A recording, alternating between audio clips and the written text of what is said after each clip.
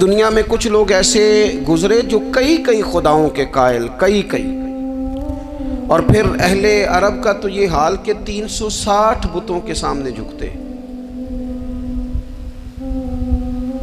مجھے بتائیے، جس بندے کو یہی خبر نہ ہو میرا خالق اور مالک کون ہے، جس کو یہی پتہ نہ ہو کہ میرا رزق کہاں سے آتا ہے، میں نے مانگنا کہاں سے ہے، جسے یہ خبر ہی نہ ہو کہ میری دعاؤں کا رخ کس طرف ہونا چاہیے، اس کی بھی کوئی زندگی ہے؟ نبی پاک علیہ السلام نے سب سے بڑا احسان یہ فرمایا ہے کہ ہمیں عقیدہ توحید سکھایا ہے۔ حضور نے ہمیں ہر جگہ سے چھڑا کے رب کریم کی بارگاہ میں سجدہ کرنے کا حکم دیا ہے۔ عرب کے لوگ جو تھے وہ بڑی وہم کا شکار تھے، بڑی اوہام پرستی کا شکار تھے۔ یہ آج کل بھی وہم بہت زیادہ ہے نوجوانوں میں، یعنی کوئی فیصلہ پکا ہے ہی نہیں، کوئی پکی بات ہی نہیں کرتے، یہ کر لوں کہ نہ کروں، اگر آپ کہتے ہیں تو کر لیتا ہوں، ویسے اس میں فلانی کمزوری بھی ہے، اور اگر میں نے نہ کیا تو فلاں مشکل بھی ہے۔ بھئی جس بندے نے قوت فیصلہ ہی نہیں پائی، اس نے ارادہ ہی پکا نہیں کیا کہ اس نے کدھر جانا ہے، تو وہ سفر کیسے کرے گا؟ سفر تو اس بندے کا مکمل ہوتا ہے جو سفر شروع کرتا ہے۔ عرب کے لوگ بھی بڑے اوہام پرستی کا قائل تھے۔ وہ جب قربانیاں کرتے تھے تو ان کا گوشت لا کے کعبے کی دیواروں کے ساتھ ملا کرتے تھے، یہ قبولیت کی علامت ہے۔ سارے کپڑے اتار کے کعبے کا طواف کرتے تھے۔ جب احرام باندھ لیتے، حج عمرے کا ارادہ کرتے تو دروازوں سے داخل نہیں ہوتے تھے۔ وہ کہتے تھے کہ دروازے گناہگار ہیں اور ہم چونکہ اب نیک کام کر رہے ہیں لہذا اوپر سے ہو کے آئیں گے۔ رسول کریم علیہ السلام نے انہیں ان سارے وہموں سے، ساری پریشانیوں سے، ان ساری بدشگونیوں سے نکال کے کہا، اللہ تمہارا مالک ہے، اللہ تمہارا محافظ ہے، ہوگا وہ جو رب چاہے گا۔ ذرا سی بات پہ سہم جانا، ذرا سی بات پہ ڈر جانا۔ حضور نے لوگوں کو قوت فیصلہ عطا کی، اور اتنی بڑی قوت فیصلہ حضور نے دی کہ کل تک جو فیصلہ کر نہیں نہ پا رہے تھے، آج انہوں نے اس طرح کے فیصلے کیے کہ اپنی ساری کی ساری اولادیں لے کر وہ میدانوں میں کھڑے ہو گئے۔ وہ ڈٹ گئے کہ ہم نے کفر کے مقابلے میں جہاد کرنا ہے۔ انہوں نے طے کر لیا کہ حق کیا ہے، سچ کیا ہے۔ نبی پاک علیہ السلام نے ہمیں عقیدہ توحید دیا، اور وہ طے کر کے دیا ہے نبی پاک نے، سجدہ سوائے اللہ کے کسی کو جائز، اگر کوئی عبادت کی نیت سے کرتا ہے تو سجدہ کفر ہے، اور اگر تعظیم کی نیت سے کرتا ہے تو حرام ہے۔ اعلیٰ حضرت بریلوی رحمۃ اللہ علیہ نے 50 کے قریب دلائل کتاب و سنت سے، اور 100 سے زیادہ دلائل فقہ اور اصول فقہ سے بیان فرمائے ہیں کہ کسی اور کے لیے تعظیمی سجدہ بھی حرام ہے۔ نبی پاک علیہ السلام تشریف فرما تھے تو کچھ جانوروں نے آ کے حضور کے قدموں پہ سجدہ کیا، پیش نظر ہے وہ نوبہار، اور سجدے کو دل ہے بے قرار، روکیے سر کو روکیے، یہی تو امتحان ہے۔ کچھ جانوروں نے جب سجدہ کیا تو صحابہ عرض کرنے لگے، یا رسول اللہ صلی اللہ تعالیٰ علیہ وسلم ہمارا بھی دل کرتا ہے۔ تو حضور نے فرمایا، بھی سجدہ سوائے رب کے کسی کے لیے جائز نہیں ہے۔ ہاں اگر جائز ہوتا تو میں خاتون سے کہتا کہ اپنے شوہر کو سجدہ کرے۔ نبی پاک علیہ السلام نے حد بندی کر دی۔ اور پھر دیکھیں، یہ جو ہم میلاد مناتے ہیں نا، یہ میلاد اللہ تعالیٰ کی توحید کا بہت بڑا اعلان ہے۔ ہم کہتے ہیں نبی پاک کا میلاد ہوا، جس کا میلاد ہوتا ہے وہ خدا نہیں ہوتا، جو پیدا ہوتا ہے وہ رب۔ جب ہم میلاد منا رہے ہوتے ہیں تو ہم یہ بتا رہے ہوتے ہیں بھئی حضور خدا نہیں، حضور تو 12 ربیع الاول کو پیدا ہوئے۔ تو جو پیدا ہو، رب پیدا، لم یلد ولم یولد، اللہ تبارک و تعالی پیدا نہیں ہوتا، مالک تو ازلی ابدی شانیں رکھتا ہے۔ اس لیے عقیدہ توحید بندے کو مضبوط کر دیتا ہے۔ انسان جب عقیدہ توحید والا ہو جاتا ہے، اور نبی پاک علیہ السلام دنیا میں رب کی طرف بلانے آئے، وداعیا الی اللہ باذنہ وسراجا منیرا، حضور نے لوگوں کو اللہ کی جانب دعوت دی۔ جب انسان توحید والا ہو جاتا ہے تو مضبوط ہو جاتا ہے، وہ کسی سے نہیں ڈرتا، وہ سمجھتا ہے ہونا تو وہ ہے جو میرا رب چاہے گا، مجھے پریشان ہونے کی ضرورت کیا ہے؟ پھر اس کا بھروسہ بھی اللہ تعالیٰ پر، اس کی امیدیں بھی اللہ رسول سے، اس کی توجہات کا قبلہ بھی سارا ادھر ہی۔ تو حضور نے لوگوں کو عقیدہ دیا، مضبوط کیا۔ رسول پاک صلی اللہ تعالیٰ علیہ وسلم نے ذہنوں کو پختگی عطا فرمائی۔ تو سب سے بنیادی چیز حضور کا جو احسان ہے وہ عقیدہ ہے۔ پھر بعض خاص طبقات پر حضور نے خاص احسان کیا۔ آج بھی پوری دنیا میں ڈھنڈورا پیٹا جاتا ہے عورتوں کے حقوق کا، پوری دنیا کے اندر، اور بعض لوگ عورتوں کو بڑا دھوکہ دیتے ہیں، کہتے ہیں تمہیں حق نہیں ملتے لہٰذا تم سڑکوں پہ آ جاؤ، معاذ اللہ، تمہیں حق نہیں ملتے لہٰذا تم معاذ اللہ بازاروں کی رونق بن جاؤ۔ عورتوں کو بڑا پریشان کیا جاتا ہے حقوق کے تعلق سے۔ نبی پاک علیہ السلام کی آمد سے پہلے کوئی خاتون کے ساتھ سلوک اچھا نہیں کیا جاتا تھا، اس کا کوئی جائیداد میں حصہ نہیں تھا۔ عورت کا خامد اگر فوت ہو جاتا تو وہ اپنے سسرال کے خاندان کی پراپرٹی بن جاتی معاذ اللہ، اور جس کے مرضی چاہے سپرد کر دیتے۔ ہندوستان کے بعض علاقوں میں ایسی کبھی رسمیں بھی پائی جاتی تھی کہ بعض عورتیں اپنے خامد کے ساتھ جل جانا مناسب سمجھتی تھی کہ بعد میں کوئی زندگی تو ہوگی نہیں، اور بیوہ خاتون اور طلاق یافتہ خاتون، اس کے بارے میں تو لوگوں کا خیال تھا کہ شاید یہ خاتون بالکل سوسائٹی اور سماج کا حصہ ہی نہیں ہونی چاہیے۔ قربان جائیں، یہ اعزاز میرے نبی پاک نے دیا ہے۔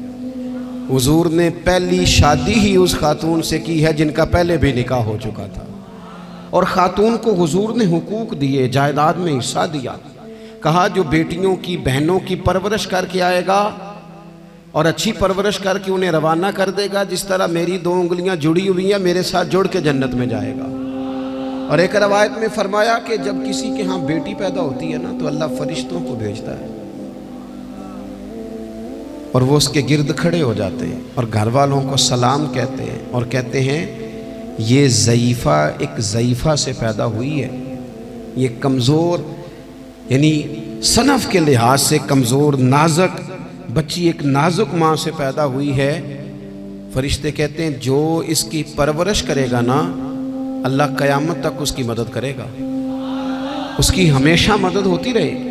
اور نبی پاک صلی اللہ تعالیٰ علیہ وسلم کی خدمت میں آ کے جب خواتین نے کہا تھا نا یا رسول اللہ ہمارے تو دین دنیا کے معاملات میں مردوں کے تعلق سے کمزوری ہے، کئی دن تو ہم ویسے نماز نہیں پڑھ سکتی مہینے میں، کئی دن تو ہم ویسے عبادات کے قریب نہیں جا سکتی، جہاد پہ ہم نہیں جاتی، گواہی ہماری مردوں کے برابر نہیں، تو یا رسول اللہ صلی اللہ علیہ وسلم ہمارا بھی کوئی اعزاز ہے؟ تو حضور نے فرمایا جب کوئی خاتون حاملہ ہوتی ہے نا تو اللہ اسے اتنا ہی ثواب دیتا ہے جتنا جہاد کرنے والے کو ثواب دیتا ہے، اور جب بچہ پیدا ہوتا ہے تو اللہ تعالیٰ اسے شہادت کا درجہ عطا کرتا ہے، اور جب وہ بچوں کو دودھ پلاتی ہے تو رب اسے غلام آزاد کرنے کا ثواب عطا کرتا ہے۔ ایک دفعہ نا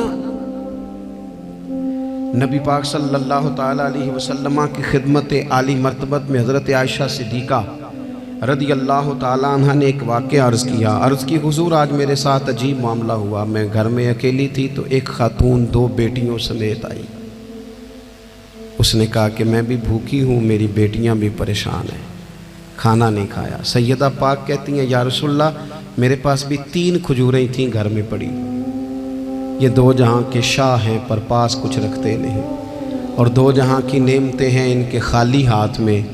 فرماتی ہیں وہ 3 کھجوریں میں نے ان 3 ماں بیٹیوں کو دے دی، ماں نے پہلے ایک کھجور دونوں بیٹیوں کو دی، پھر بچیاں وہ کھجور کھا کے ماں کی طرف دیکھنے لگی تو جو کھجور ماں کے پاس تھی اماں نے اس کے بھی 2 حصے کر کے بیٹیوں میں بانٹ دیے۔ حضرت عائشہ عرض کرنے لگی یا رسول اللہ میں نے یہ بڑا نرالا رنگ دیکھا ہے، ماں کا اپنے بچوں سے پیار کا انداز۔ تو حضور نے کیا فرمایا؟ نبی پاک علیہ الصلوۃ والسلام فرمانے لگے سن پھر اللہ تعالیٰ نے اس عورت پر جنت کو واجب کر دیا ہے، فرمایا اللہ نے اسے جہنم سے دور کر دیا جو بیٹیوں کے معاملے میں آزمایا گیا، اور جس نے پھر ان کے ساتھ اچھا سلوک کیا۔ اپنا حضور کا عمل یہ تھا کہ حضور کی بڑی صاحبزادی سیدہ زینب رضی اللہ تعالیٰ عنہ، یہ حضور کی سب سے بڑی صاحبزادی ہیں، یہ بخاری میں آپ کو ملے گا کہ ان کی بیٹی جناب امامہ بنت زینب छोटी सी उम्र थी तो जब हुजूर नमाज के लिए आते थे तो नवासी को उठा के साथ ले आते थे, और वो हुजूर नमाज पढ़ते थे तो वो नबी पाक के कंधों पे खेलती थी। हुजूर ने अमलन बेटियों से प्यार करना सिखाया, बेटियों से मोहब्बत करें, बेटियों से प्यार करें। बेटियां बड़ी खैरखा होती हैं, बेटियां माँ बाप की बड़ी वफादार होती हैं, बेटियां बड़ा ख़ास ताल्लुक़ रखती हैं। जवानों, आपसे भी कहूँगा बहनों की तरफ तवज्जो रखें। जो किसी की बहन आपके घर है उसका भी ख़ास एहसास करें, वो भी किसी की बहन है, लेकिन अपनी बहन के साथ भी ख़ास निस्बत का ताल्लुक़ कायम रखें। रिश्तों में एतदाल होना चाहिए। इस सनफ़ को नबी पाक अलैहिस्सलाम ने ख़ास करके नवाजा है और हमारा भी इनके साथ ख़ास रिश्ता होना चाहिए। इसी तरह का मामला यतीमों के साथ है, कमज़ोरों के साथ है। देखो आज ना हमारे यहाँ कमज़ोरों, गरीबों, मिस्कीनों, यतीमों की मदद तो की जाती है, लेकिन उन्हें लोग अपने माहौल का हिस्सा नहीं बनाते। यानी कभी गए तो गरीबों में आटा बांटा है, कभी गए तो गरीबों में जाके कपड़े तकसीम करा है, कभी गए तो गुरबा को कुछ वक्ती तौर पर कुछ ज़रूरियात ज़िंदगी दे दी, कभी ईदियाँ बांट दी, कभी सैलाब ज़दगान में चले गए। गुरबा को कुछ ना कुछ सदकात तो दे दिए जाते हैं, उन पर कुछ खैरात तो कर दिया जाता है, लेकिन उन्हें सोसाइटी का माहौल का हिस्सा नहीं बनाया जाता। ऐसा नहीं होता कि उन गुरबा के बच्चों को उठा के बड़े शहरों में लाया जाए, उनकी तालीम का ख्याल किया जाए, उन्हें अपने माहौल में रखा जाए, उनकी बेहतरीन परवरिश का बंदोबस्त किया जाए। कायनात में बड़े लोगों ने काम किया वेलफेयर का, बड़े लोगों ने गरीबों के साथ ताबुन किया, बड़े लोगों ने मोहब्बत की, सब काबिल तारीफ है। लेकिन हमने ये किया कि उनकी इमदाद तो की, लेकिन उनकी महरूमियों का इजाला नहीं किया। और वो इमदाद ले रहे थे तो उनकी पिछली नस्ल भी इमदाद ले रही थी, ये नस्ल भी इमदाद ले रही, और खुदा ना करे कि अगली नस्ल को भी इमदाद लेना पड़े। मेरे नबी पाक सल्लल्लाहु ताला अलैहि वसल्लम का अंदाज़ कुछ इस तरह का है कि इमाम बहकी ने लिखा है, हज़रत बशीर बिन उक़बा रज़ी अल्लाह ताला अन्हु कहते हैं मेरे वालिद इंतकाल कर गए थे और मैं एक जगह पे बैठकर रो रहा था कि नबी पाक सल्लल्लाहु ताला अलैहि वसल्लम मेरे करीब से गुजरे। क्यों रोते हो? या रसूलल्लाह, मेरे वालिद का इंतकाल हो गया, मेरी वालदा रुखसत हो गई। तो ये हमें हुजूर ने सबक दिया है। ये यतीमों गरीबों का ख्याल रखने का ये भी एक नुक्ता, ये भी अंदाज है। कायनात का बड़े से बड़ा दर्द दिल रखने वाला बंदा यहाँ तक नहीं जा सकता जो मेरे रसूल करीम ने बयान फरमाया। कहते हैं नबी पाक अलैहिस्सलाम फरमाने लगे, बशीर बिन उक़बा, क्या तू इस बात पर राजी नहीं कि मैं तेरा बाप हूं और आयशा तेरी माँ हो? आना, तुझे हम शामिल कर लें अपने घराने में, आ जाना, मुकम्मल तेरे मामलात का ख्याल किया जाए, तू आ जा। इतना बड़ा दर्जा। नबी पाक ने तो हज़रत सलमान फारसी के बारे में भी फरमाया कि मैंने उन्हें अपनी अहले बैत में शामिल कर लिया। रसूलुल्लाह सल्लल्लाहु ताला अलैहि वसल्लम गुरबा के लिए, मसाकीन के लिए, यतीमों के लिए, नादारों के लिए जो ख़ास एहसान बन के आए, वो ये वाला लहजा नहीं कि हम मुतमईन हो गए कि ठीक है हम गए तो थे, इतने पैकेट बांट तो आए, इतना कुछ हमने दे तो दिया, फलाना काम कर तो लिया, और वैसे वो भी कब तक किया जब तक खबरें तेज थी। हमारे मुल्क में सैलाब आया, मीडिया ने खबर दी, शोर हुआ, लोगों ने बड़ी कोशिश की, अल्हम्दुलिल्लाह बड़े अच्छे जज्बात का इजहार किया, ढेर सारे लोग वहाँ गए। मैं आपसे पूछता हूँ कि क्या सैलाब ज़दगान सारे अपने अपने घरों में चले गए? उनके घर बन गए? लेकिन हमारे जज्बे क्यों ठंडे हो गए? इसलिए कि खबरें ठंडी हो गई। हम तो चलते हैं ट्रेंड के साथ कि आजकल ट्रेंड क्या है। अगर खबर इधर की है तो ज़ौक़ इधर का है, खबर उधर की है तो ज़ौक़ उधर का है। देर पा काम करना और ख़ास जज्बात पैदा करना इन लोगों के लिए। हज़रत सैयदना अब्दुल्लाह बिन अबी औफ़ा रज़ी अल्लाह ताला अन्हु रवायत करते हैं, एक यतीम बच्चा आया था, उसने अर्ज़ की हुज़ूर मेरी माँ भी भूखी है और मेरी एक कमशीरा है वो भी भूखी है, रोटी दा दुख ना पूछो, روٹی تے بندہ کھا جاندی جے.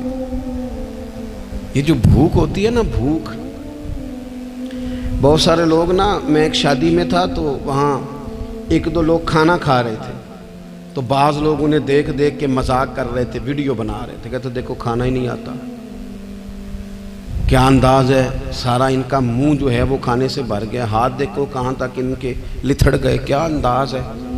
تو میں نے کہا تم ان کے کپڑے بھی تو دیکھو نا، انداز، بیٹھنا اٹھنا، کپڑے پہننا، یہ غریبی کا پتہ دیتے ہیں.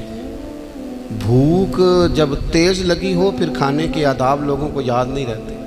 غربت نے میرے بچوں کو تہذیب سکھا دی، اب وہ سہمے ہوئے رہتے ہیں، شرارت نہیں کرتے.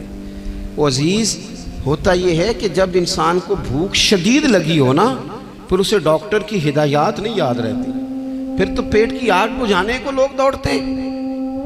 تو کہتے اس بچے نے آ کے عرض کی، یا رسول اللہ صلی اللہ تعالی علیہ وسلم، ماں بھی بھوکی ہے، بہن بھی بھوکی ہے. حضور نے نا اسے 21 کھجوریں عطا فرمائی. فرمایا 7 تیری، 7 تیری بہن کی، 7 تیری والدہ کی. اور یہ حضور نے 21 کھجوریں دی ہیں، یہ نبی پاک نے 21 دی ہیں. ہاں، یہ حضور نے 21 دی، اور حضور تو اشارہ بھی کر دینا تو پھر روٹی ساری زندگی ختم نہیں ہوتی. وہ حضرت ابو ہریرہ کو بھی ملی تھی، فرماتے ہیں میں کئی سال کھاتا رہا، 1 کلو کھجوریں تھی پر ختم ہی نہیں ہوئی. 21 کھجوریں حضور نے دیں. حضرت معاذ ابن جبل رضی اللہ تعالیٰ عنہ اٹھے اور دوڑ کے جا کے نا اس یتیم کے سر پہ ہاتھ پھیرا اور کہنے لگے، پتر اللہ تجھے اپنے والد کا جانشین بنائے. تو حضور فرمانے لگے، معاذ یہ تم نے کیا کیا؟ عرض کی، حضور اس بچے کی بات سن کے میرا دل بھر آیا ہے، محبت نے انگڑائی لی ہے تو میں نے یتیم کے سر پہ ہاتھ پھیرا ہے. یہ دیکھو حضور کا رشتہ. نبی کریم فرمانے لگے، سن پھر، جس نے کسی یتیم کے سر پر محبت سے ہاتھ ہی پھیر دیا نا، تو اللہ ہر بال کے بدلے اسے ایک نیکی بھی عطا کرے گا، ایک گناہ بھی معاف کرے گا، اور ایک درجہ بھی بلند فرمائے گا. چلو ہاتھ ہی پھیر دیا، تو نے کچھ تو کیا یتیم کے ساتھ، تیرا کوئی تو اس سے رشتہ ہوا.